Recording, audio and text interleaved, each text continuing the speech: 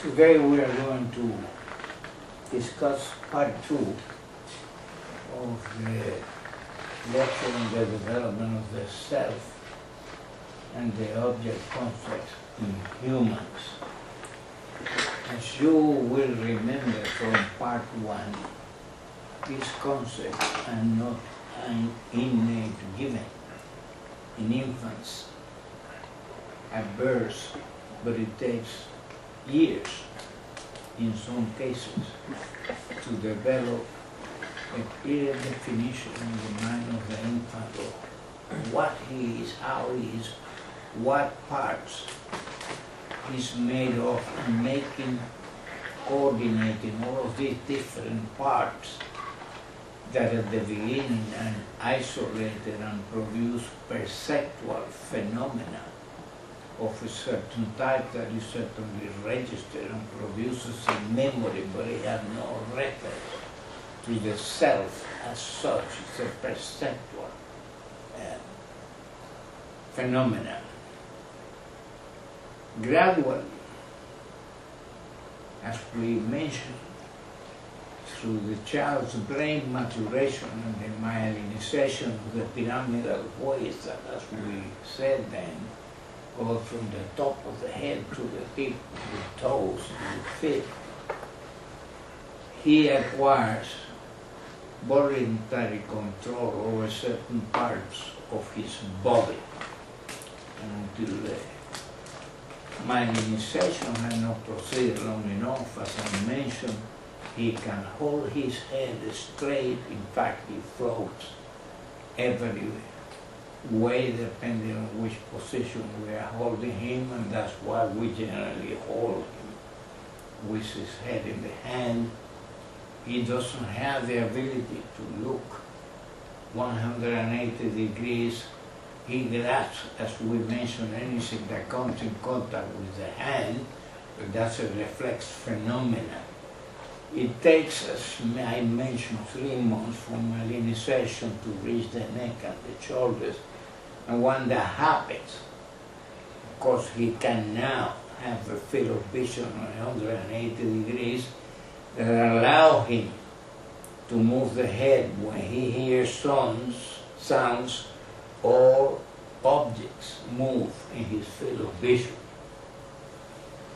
Beyond that, you should have in mind that at the beginning, the sensory system is reasonably well developed, but the control of the motor system is not at all.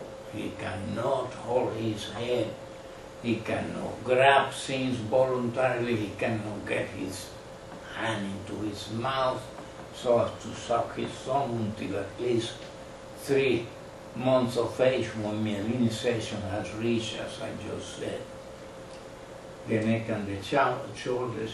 He cannot see. That will take about 6 months.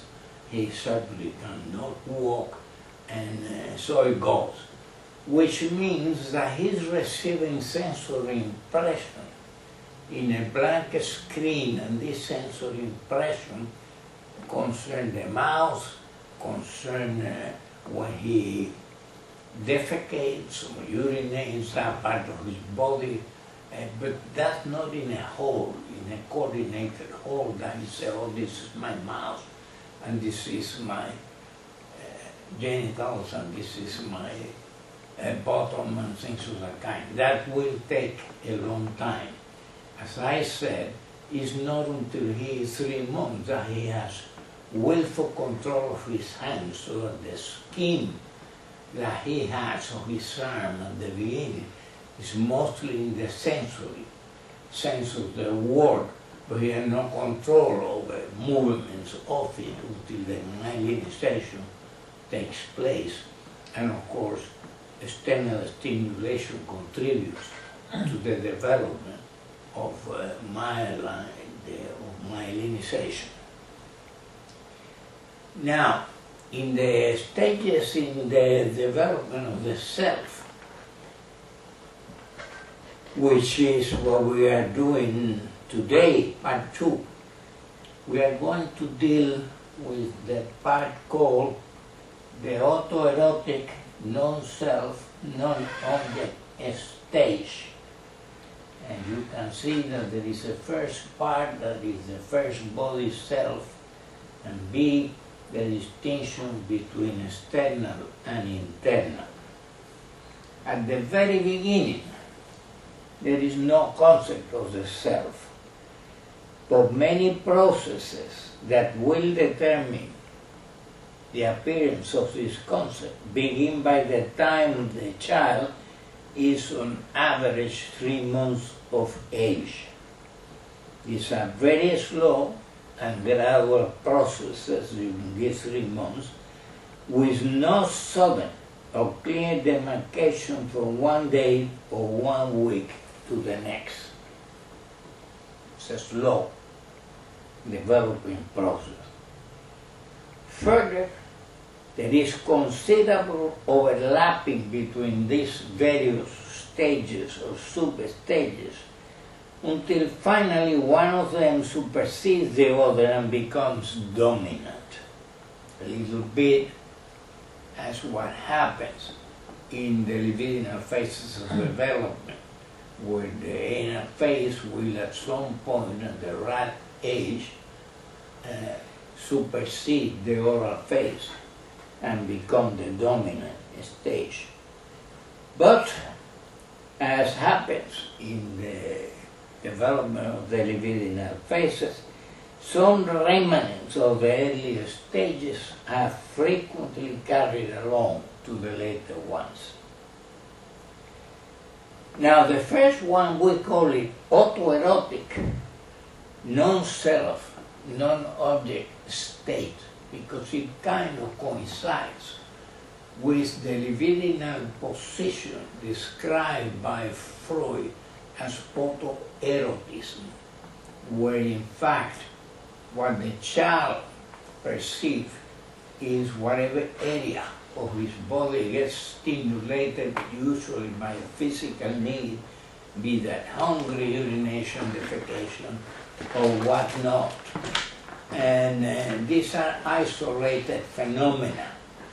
They are not correlated or related to one another or refer to a particular part of the body at that particular point in time that develops gradually, so many repetitions of these reflex phenomena. Now, as I said, this corresponds in Freud's timetable of libidinal position to what he described as the phase of autoerotism, a phase that precedes the phase of primary narcissism. Now, as you remember, and this is important, the libidinal positions are not the same concept of the libidinal phases. The libidinal phases is the oral phase, the anal phase, the phagocytic phase, latency, adolescence, and so on. That's the libidinal phases. The libidinal position is essentially where is the libido at that particular point in time. And the phase of autoerotism is that stage where things happen in isolation, the perceptual phenomena that correspond to the stimulation of any part of the body, usually, as I said, because of the physical need, is what is registered, but that's an isolated phenomena from, let's say, heat. There is usually a colic, gastrocolic reflex, and he may defecate later on, but these two things are not related. One is a phenomena in the perceptual sense of the word, the other is other phenomena in the perceptual sense of the word, but at that point there is no specific reference or knowledge to any part of the body where the phenomena is being produced. That's quite gradually, and gradually then he integrates the knowledge of having arms, that he can move at will, having a mouth, having the ability to sit, the ability to move around, and so on. Now that phase of autoerotism is not usually, it's always followed by what Freud called the stage of primary narcissism, at which point the concept of a primitive self has been developed. The child has now not isolated areas in his body that becomes activated, but these different areas that have in the autoerotic phase become activated, now they become integrated and coordinated, and they give a first and somewhat primitive idea of the self as a whole. When that happens, the cathexis don't go to the autoerotic activities, but they are referred to the self, that part of the self that is being activated at that point. In other words, that's quite a step forward, because now the child has some concept of his own body parts, even if it is primitive and not completely developed, which is understandable because, as you know, maturation of the brain takes time, and as I say, myelinization the same, and for example, a child cannot include in that self-image the ability to walk with his legs, and the phenomena that represents, until he is at least 9 or 10 months of age or a little older. Now, when the primary narcissistic stage takes place, the child, through cognitive development, becomes aware that there is some kind of world outside himself, that he's dependent on for the gratification of his need. It's not his magic, as he believes, or his moving his arms that bring about the relief of the need that he's experiencing. And when that occurs, the cathexis, and we're addressing the self, start to be displaced to the object. That's a process, gradual, takes a long time, and at some point then the cathexis, in good measure, have moved from the self to the object. They'll never do so totally, but significantly so. Once that has happened, you are in the phase of object relations. And when the phase of object relations, the object has become that important in the mind of the child, in the sense of acknowledging his dependence and his need of the object for the ability to regulate his homeostasis, what Sandler would have called his feeling of eupathy. In other words, a feeling of specific well-being. Then comes what Freud called the secondary narcissistic stage. In other words, now the object affects back the child's self, the child himself, and these are secondary narcissistic cathexis that make the child, as you know, feel good if the parents are loving and friendly and praising, or make him feel terrible if the opposite is the case. So, as you see, all of that takes years. But the phase that we are discussing now, what I call the autoerotic, non-self, non-object stage, is at the very beginning of that road. And corresponds to that libidinal position of Freud's the phase of autoerotism. Now let me now try to characterize the conditions that exist at the autoerotic non-self, non-object stage, which means he has no knowledge of his body self, his body image, and certainly not knowledge of what is outside the self. The ego, as an organized system, has not yet become evident, though we can observe in operation some of the functions that will later be taken over by the ego and be under its control. At this point, they tend to occur as isolated manifestations with little or no correlation and integration between them. A little bit to what happened to the instinct is the autoerotic phase, a little bit like it. Among these are perceptions and perceptive processes, both of external and internal stimuli.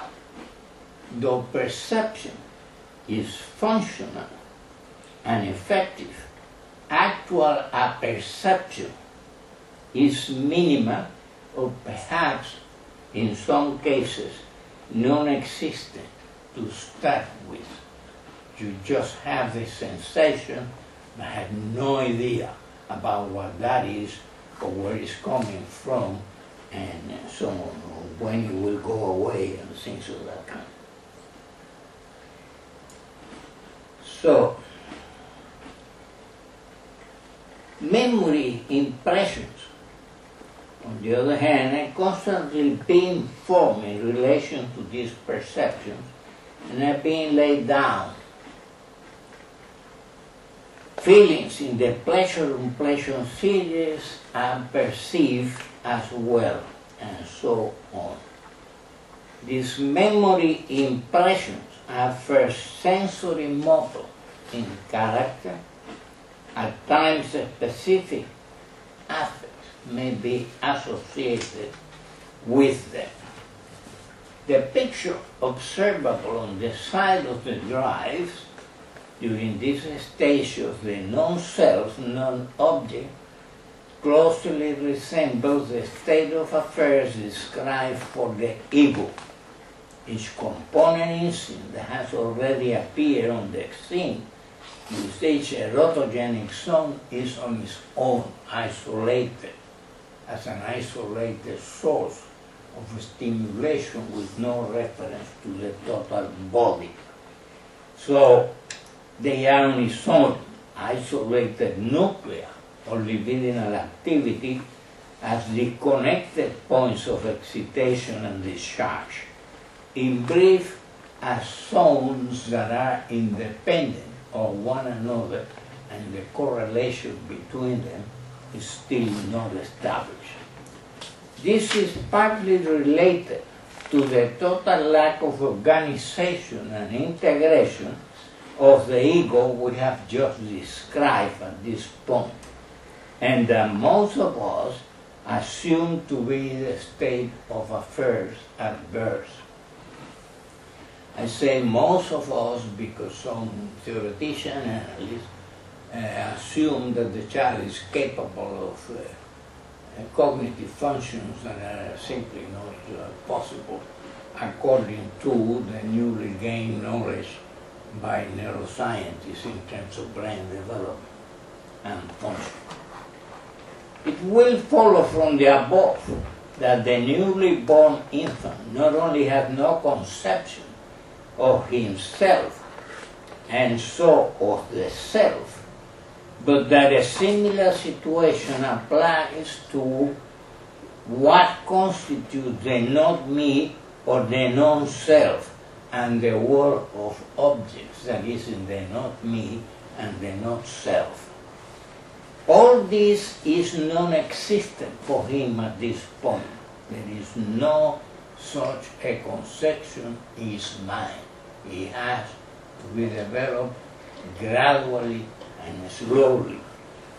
It seems that all we can postulate at this point in development is the existence of a primitive mental apparatus.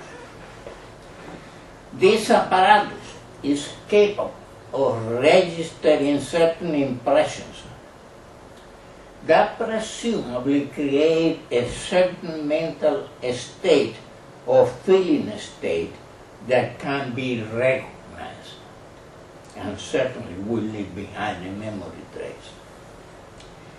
This apparatus is also capable of triggering certain responses, most of which, as we have seen at the very beginning, are automatic or reflexive. They are not under the conscious control of the child. It's an autonomous activity of the central nervous system. One of the basic endeavors of such primitive mental organization or apparatus is obviously to recover a basic feeling of well-being, of homeostasis. That is, recover the homeostatic equilibrium and its accompanying feeling that has constituted up to this point the basic line for that living organism. We assume he is accustomed to it, the infant is accustomed to that feeling and can recognize it and can feel any deviations from that homeostatic feeling, which is in itself, you can assume, a feeling of well-being. At this point, increases in tension are felt as pleasure and decreases as pleasure. But at the same time, this mental apparatus is as yet unable to differentiate among the source or sources of unpleasurable or pleasurable stimuli. He also cannot dissect the different elements or component parts of any particular stimuli. It's like a gestalt. It must be taken into account that a newborn child comes from a very protected environment, the mother's uterus. Though some stimuli may and can reach him there, these are minimized and not many in comparison with what is to come later on, after birth, a genuine bombardment of stimulation. Consider too that in the uterus things are automatically regulated by means of very efficient servo mechanism that coordinates the mother's body and the child's. And so it happens kind of automatically under normal conditions. We can assume that under normal conditions, then he will have experienced few, if any, significant needs and would have had little or no opportunity to learn or exercise whatever skill he may already possess. Thus, in a manner of speaking, he is born, as we have said earlier, like a blank screen. He has no concept of his body and the parts that make the body. He doesn't know that he has a head, arms, legs, a mouth, and genitals, and so on. In terms of the latter, and under more normal conditions, none of these organs has had an opportunity of being exercised and as such experience. This will come about as he experiences needs, is fed, and as a result defecates, urinates, and the like. There are, as you know, occasional exceptions to that rule. It is said that some infants have sucked fingers in utero. It is certain too that children may have passed meconium in utero, especially under distressed delivery conditions. And that's not a good sign, generally speaking. But for all practical purposes, all this can really be essentially ignored. In terms of the head, his arms, his legs, etc., he presumably has registered some sensations since he moves some in utero, the traditional kicking, for example. But this is a reflex phenomenon, it's not a voluntary phenomenon. But this of necessity must be very limited in nature, given on the one hand the immaturity of the areas of the brain that control these different body parts, and on the other, the limited opportunities for exercising whatever skill the still not born infant has. It can certainly feel body parts, but has no willful control over them. It seems reasonable then to assume that the registration that he has made of his body are part of the global gestalt that we described earlier as his basic feeling of homeostatic equilibrium. Within the limits of that feeling, we assume a certain flexibility to it. He feels eopathic, which is the concept of Sandler, published in 1960, and safe, that is biological safe and in a state of psychological whiteness. When such limits are transgressed, he is biologically unsafe, loses the opathic feeling, and responds accordingly with obvious signs of distress. Think now of his first experience of hunger and the activation of his body organs, including naturally his mouth, that accompanies this process. This new set of sensations will fall on that blank screen and produce a new idiosyncratic feeling state never felt before. A new mental state, so to say, previously, as I mentioned, known to him. At this point, his basic homeostatic feeling, the one he's normally familiar with, the one that allows him to know not only that he is, but what he is replaced by a totally new feeling state. And all of this is leaving behind memory traces, which are at this point isolated from one another and with no necessary reference to any body parts at that particular point in time.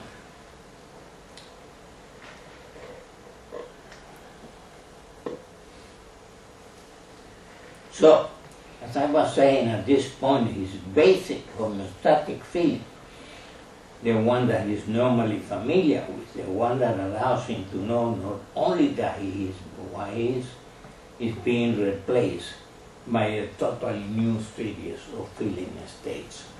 A new awareness has come to be, and new memory traces are being laid down. Now, suddenly, there is a new and different feeling state at such a moment that is all he knows about himself, that new feeling state. He will react with his limited repertoire to this new biological stress. To this reaction, an average, expectable environment and model will produce generally a suitable response. Thus, he will be fed a situation for him he is endowed with the necessary biological prerequisites. They are there from birth, that is the sucking ability, routine reflexes, and so on. This again produces a new series of feeling states that he had not experienced before at the conscious level until finally his homeostatic equilibrium was lost because of the hunger, and his basic feeling of well-being is restored. Is back to the status quo previously familiar to him, but something has been added to this known state. He has received new and strange stimuli both from inside, hunger, and all the phenomena that is associated with that feeling state, and from outside, food, mother's ministration, mother's voice, mother's touch, and so on. He has had a new awareness, new feelings, a new series of mental states, and some memory traces of the experience taken as a whole may have been laid down. I say taken as a whole because he's not quite yet capable of discriminating what aspect of the experiences are contributed by his own body and what by the outside agencies, not at this point. This will come later as the experience repeats itself many times until the infant starts to show that he has made certain associations which have predictive value for him. For example, after his initial whimpering and as a response to the preparing of his food, he calms down. He knows, as it were, that the right sequence is taking place, that relief is on the way, though he doesn't know much more realistically about the actual meaning and component parts of the total experience. At this early stage, it is as if he gains the impression that by doing certain things, whimpering, random movements, sucking movements with his mouth, etc., he can bring about the relief of his tension and all this stress, thus reinforcing the belief in his magic and omnipotence, which is typical of this phase, that the limited capacity of his ego and his peculiar form of function obviously promotes. Remember that he knows nothing of the world, of the existence of objects outside of his feeling and perceptual experience.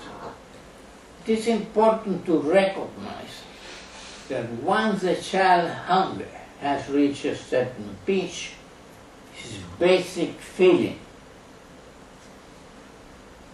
and basic mental state are successively replaced by the feeling of hunger and associated phenomena, the experience of being fed and that of regaining homeostasis with a pleasurable bonus added to it.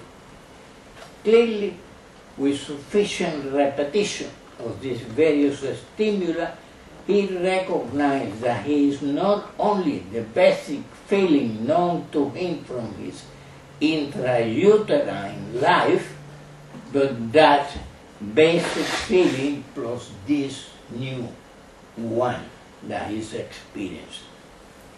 Though at first the one may replace and abolish the other, the child soon behaves as if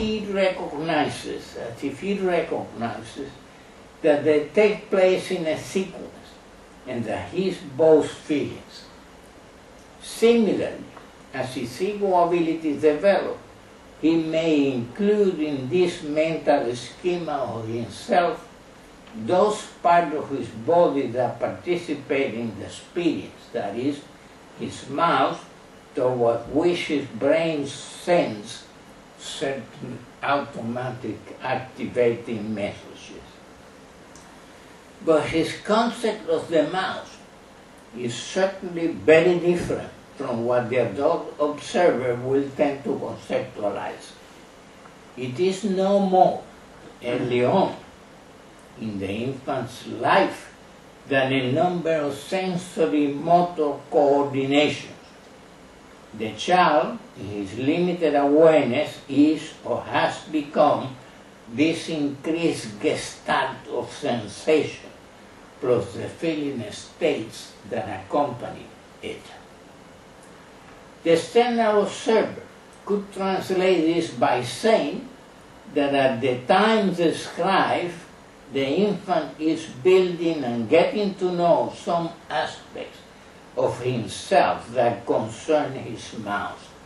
In this way, he lays down the bricks for the development of the knowledge of what he is, of himself, of himself. In other words, laying down the first brick of what later will become the self. At this stage, it could be described as a mouse self. What I have discussed so far in relation to hunger and to feeding must be considered as a prototype that repeats itself constantly in relation to any number of other areas of the body. They similarly contribute to his gradually but constantly increasing knowledge about himself and towards the building of a body image of thoughts, one based originally in sensory motor coordinations and schemas. These initial images are no doubt highly distorted at the beginning, given his brain immaturity, the mechanism and principles that seem to regulate mentation at this point, and the limited functional capacity of his ego. As they later develop, the necessary corrections are gradually made and the necessary interrelations and coordination of the different parts becomes gradually established. If we consider other important bodily functions related to biological needs, we might proceed as follows. After feeding, a new part of the infant body gets activated, produces new sensations and that leads to another new feeling state. This regained homeostasis is interfered by this new set of sensations, as it finally has a bowel movement with all the concomitant sensations. Young infants do not generally get very disturbed by this unless they have some degree of pain, colics, constipation, and so on.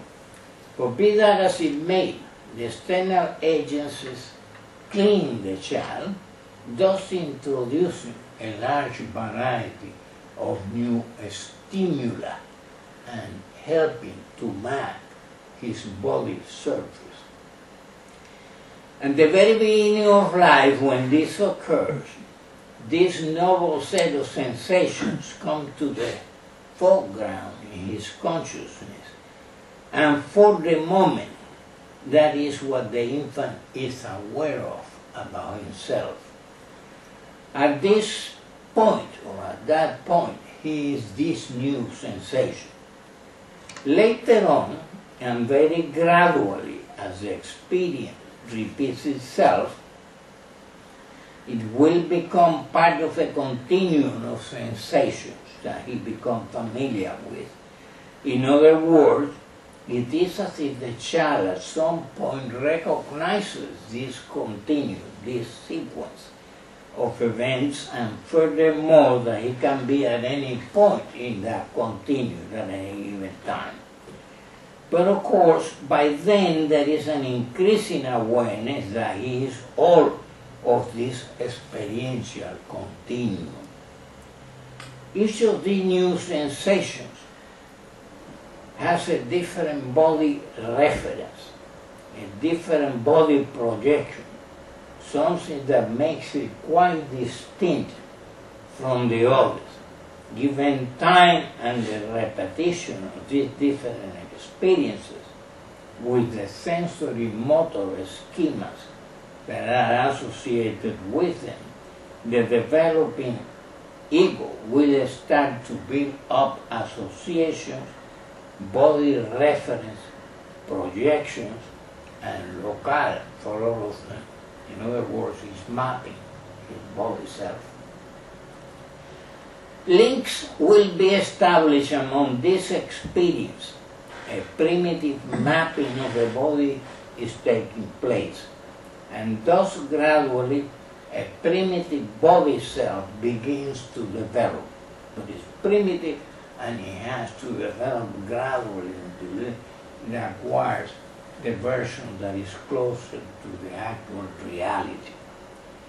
At the same time, some primitive rudiments of some of the psychological aspects of the self start their own fabric both in relation to the beginning body scheme and independent from that body scheme.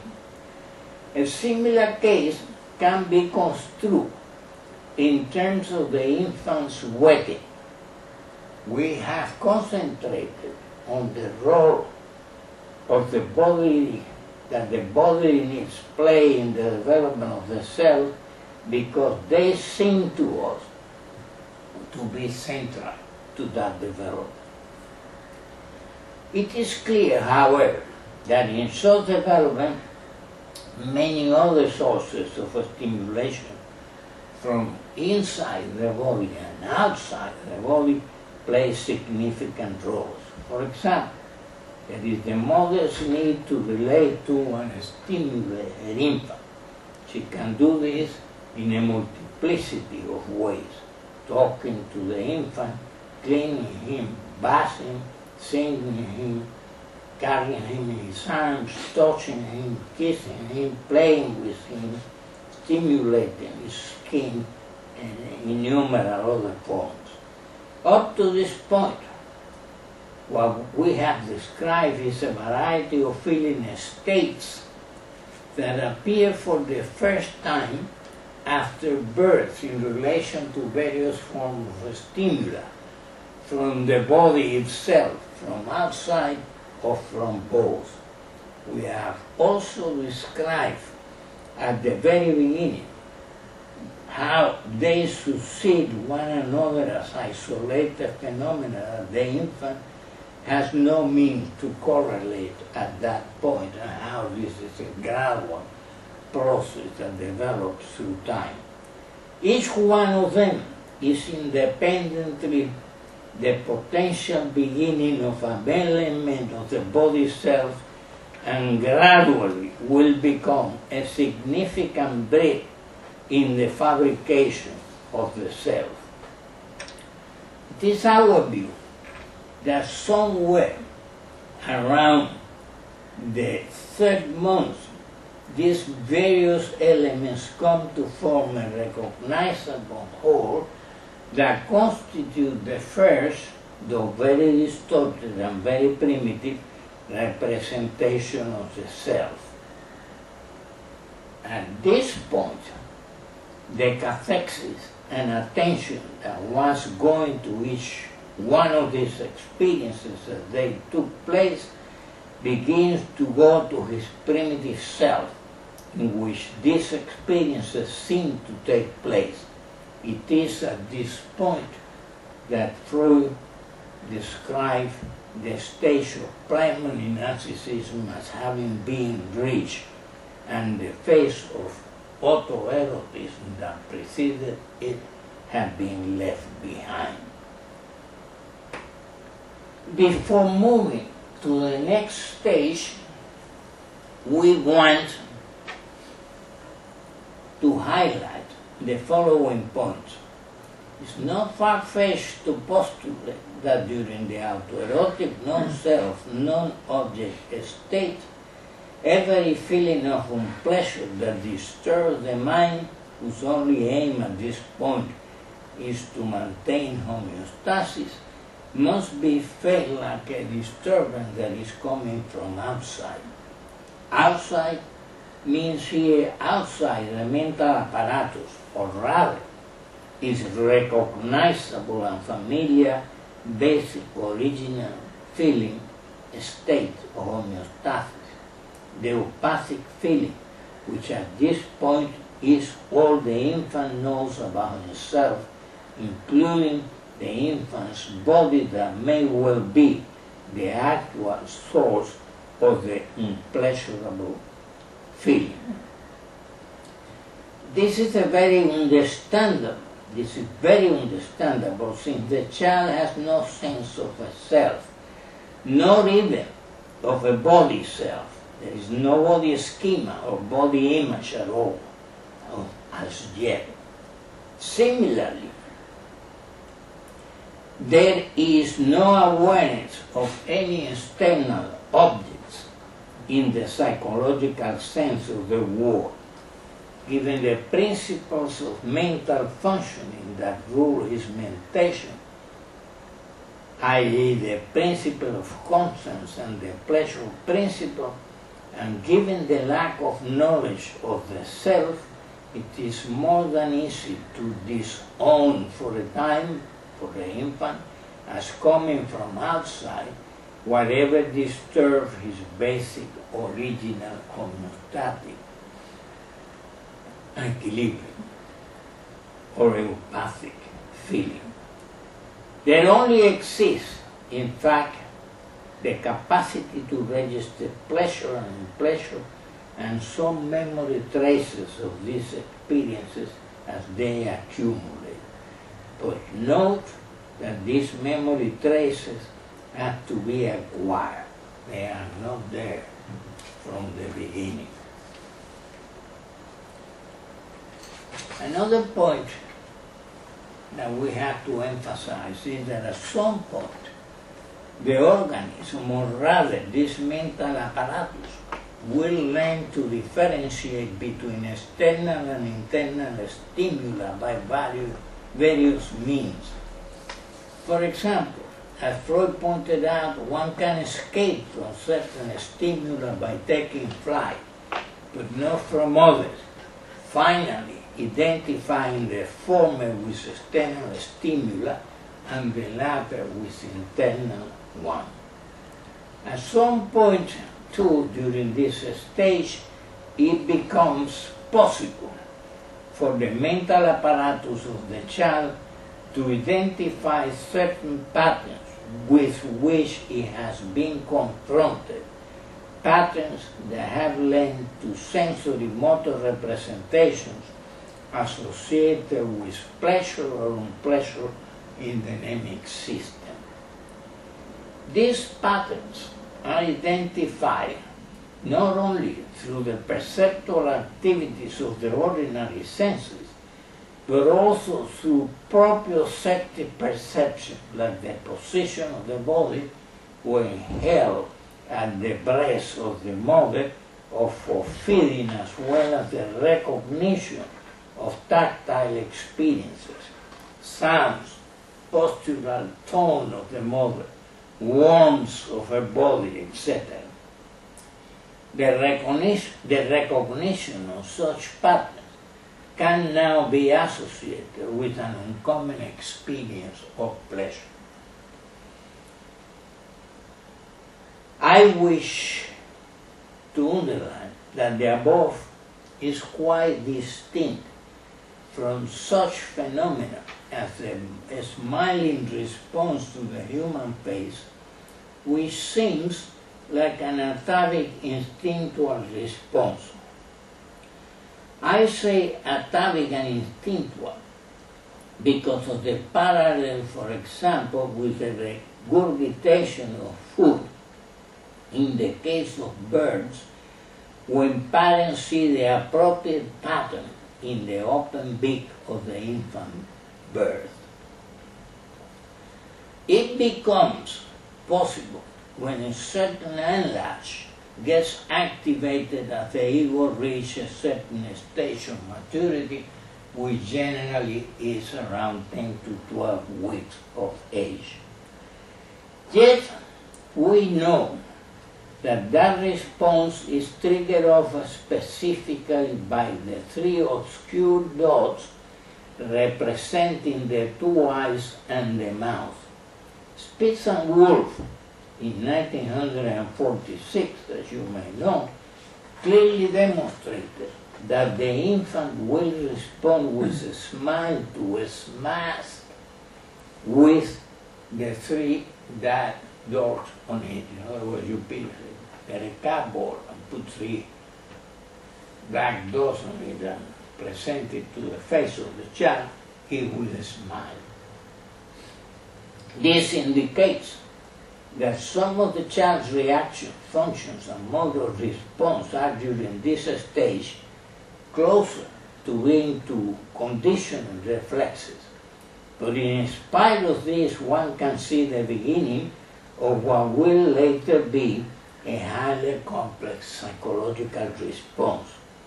For the time being, they are still primitive and not based on his ability to recognize objects in the psychological sense of the word, either outside his body or in his own body. It is a relatively moot question what happens with all these experiences, good or bad, that register during the objectless stage. I fully agree with Anna Marie Sandler, who in 1975 objected to those psychoanalysts who assumed that very young infants are capable of the most complex mental functions and thought processes. As she remarks, quote, "This is not to say that the first year is unimportant in latent development. On the contrary, it is of crucial importance for the significant patterns of sensory motor behavior and the extremely important and infinitely varied feelings state development in even the first week of life can persist through the mental life of the individual. In other words, a sensory motor schema form which persists but is recognized and observed as well in later phases," at the end of the quote. There is much in these various modes of response, I think, that is closer to reflex phenomena, to biological responses.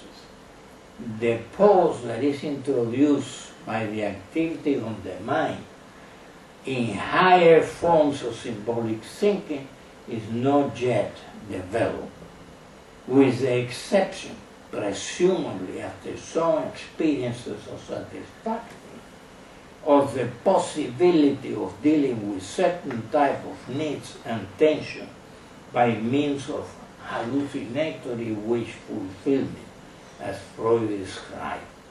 Even Freud's formulation of the hallucinatory wish fulfillment need not be understood as a necessity in any complex terms. It suffices to assume that what is hallucinated by the young infant is the sensory motor pattern and coordination related to the activity, for example, in sucking, as well as the feeling state associated with them, which is a quote from Freud. Let me finally refer again, as I did in the first lecture, to the phenomena of the need satisfaction stage of development and the object constancy stage of development as formulated by Anna Freud many years ago.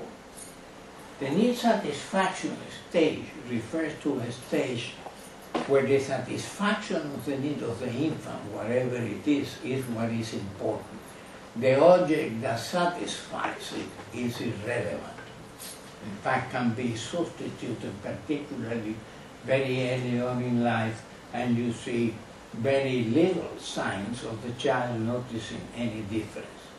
But there is a gradual process of accommodation to a constant object that finally leads to what is called the stage of object constancy, at which point, which generally takes place around the 14th month of life, the child now considers or feels the object more important than the satisfaction of the need for the object. What this means is that if that object is replaced, this is a traumatic event to which the child shows considerable forms of distress as a result of the loss of that particular object, and will have significant consequences for the rest of his life. But what I want to emphasize again is that this is a gradual process.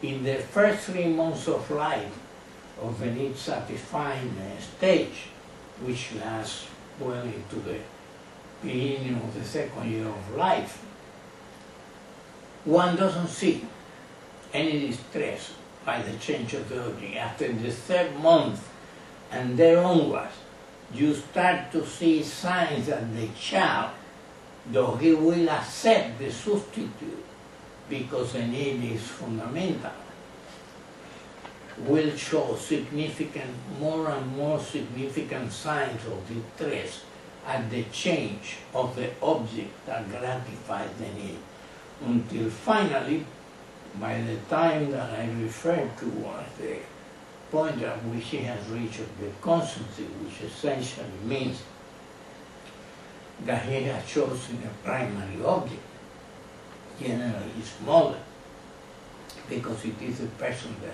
has been gratifying his needs during all this time.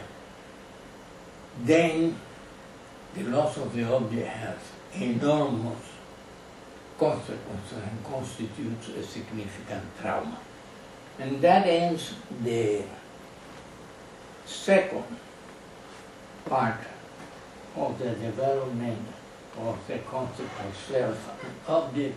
In the next lecture, we will talk about the primary narcissistic self stage, which means the self would have been formed, and from there, then there might be the development